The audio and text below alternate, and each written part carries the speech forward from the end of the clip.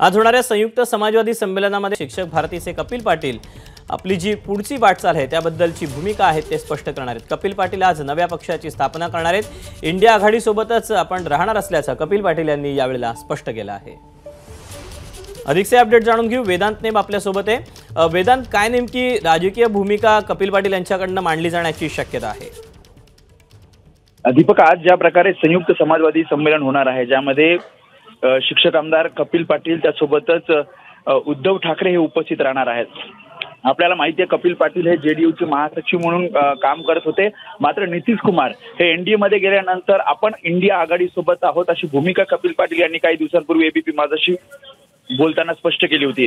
आणि त्यानंतर आता जेडीयू मधून कपिल पाटील हे बाहेर पडतील आणि आपल्या नवीन पक्षाची स्थापना आणि पुढील राजकीय भूमिका ही आजच्या या संयुक्त समाजवादी संमेलनात जाहीर करतील असं सांगण्यात येते। त्यामुळे कपिल पाटील हे पुढे सुद्धा इंडिया आघाडी सोबत राहणार आणि त्यांना पाठिंबा देणार असं सुद्धा कपिल पाटील यांनी आधी सुद्धा आपल्याला एबीपी माझाशी बोलताना सांगितलंय।